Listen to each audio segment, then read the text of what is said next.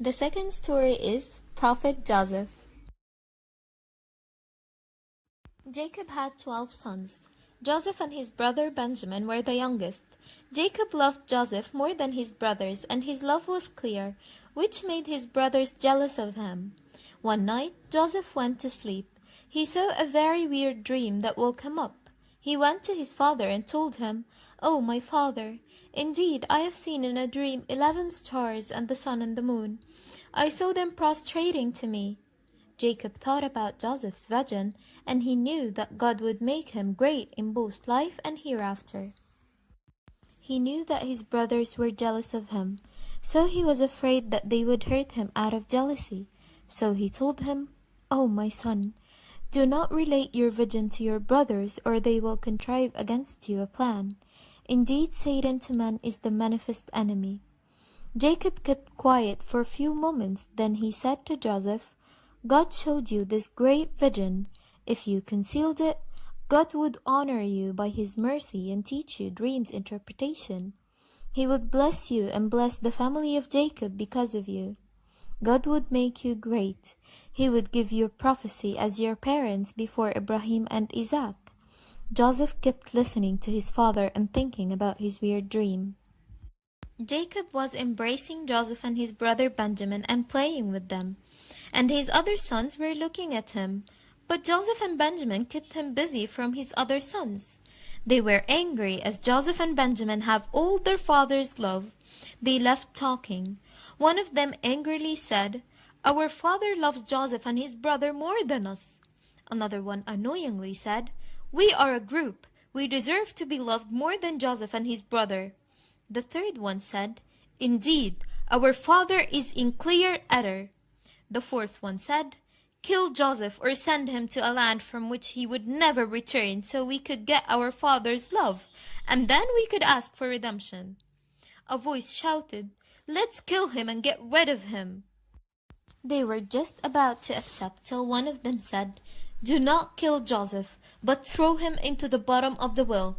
Some travelers will pick him up if you would do something."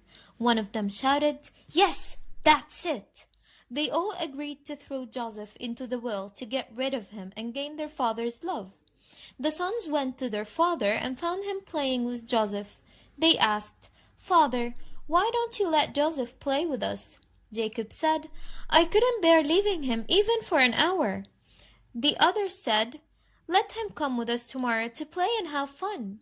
Their father said, "Leaving him would make me so sad." Another son said, "Let him play and have fun. He is always prisoned in here." "I fear that the wolf might eat him while you are busy in playing," Jacob said.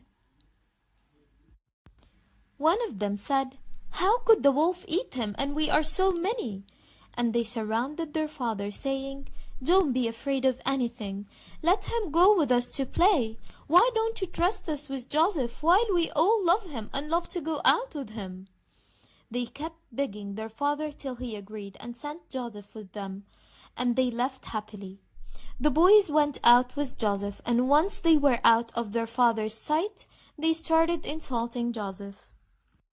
They walked till they reached the well and grabbed Joseph from his shirt and threw him in the well and left. Joseph found himself in the well.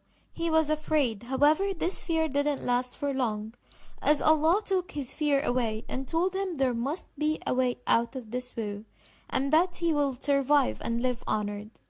The boys got together to think of something to tell their father, so they decided to tell him that he had been eaten by the wolf. They wanted to prove their honesty, so they took his shirt and stained it with the blood of a ram they slaughtered. The boys waited till the sunset, and the night came. They went weeping to their father. When Jacob saw them without Joseph, he felt discomfort. He asked, "Where is Joseph?" They said, "Oh, our father, we went racing with one another and left Joseph with our things, and the wolf devoured him." Jacob said with anger, "You're lying." "We know you won't believe us, but here is his shirt," they said. They gave him his shirt. He saw it stained with blood, but no teeth rips. The shirt was a hole, as they forgot to rip it. So he knew they did something to their brother and that the wolf didn't eat him. Jacob was so sad for Joseph, But he was patient and told his sons, "You did something to your brother, so patience is most fitting." A tribe was coming from El-Sham heading to Egypt. They passed by the well in which Joseph was thrown. A man went to get water. When he let down the bucket, Joseph grabbed it. When the man saw him, he was extremely happy and said, "Oh, good news! Here is a fine young man." He took him and got back to the tribe. The merchants traveled till they reached Egypt. He took Joseph to the slaves' market to sell him. When the minister of Egypt saw him, he liked him and bought him with few dirhams. The minister went back home with Joseph.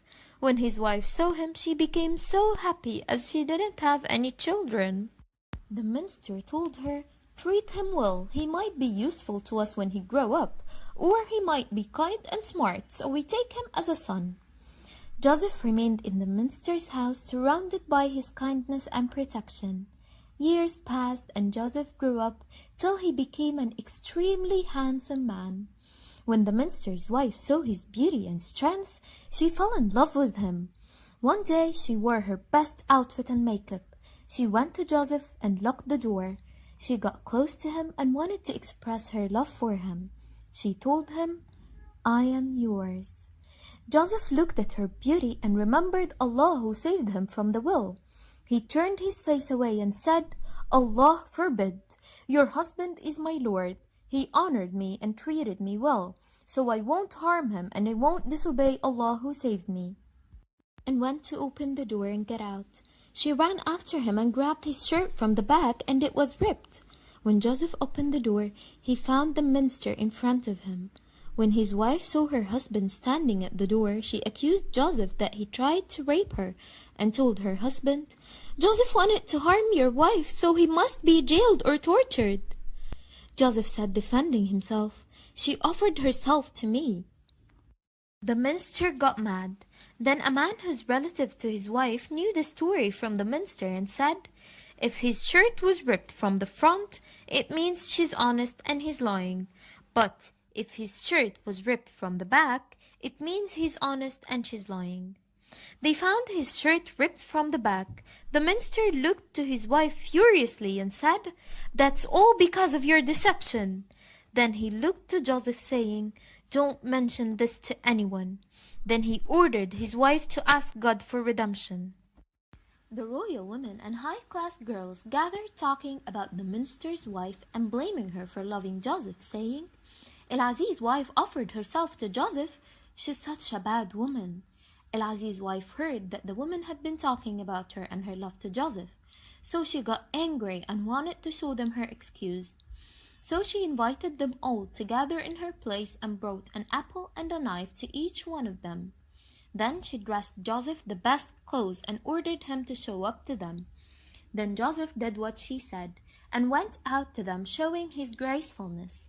When they saw him, they couldn't believe their eyes. He was incomparable to anyone. As they kept looking stunningly, they forgot they were holding knives and they started cutting their hands painlessly instead of cutting the apple and said, "Allah preserve us! No mortal is this. This is none other than a noble angel." El-Aziz's wife said to them, "This is who you blamed me for. I have demanded him for myself and he refused, and now if he doesn't obey me, he would be jailed." The women asked him, "Why don't you listen to the lady?" And because Joseph fears Allah, he restrained them all, saying, "Oh, my Lord, the prison is more to my liking than that to which they invite me."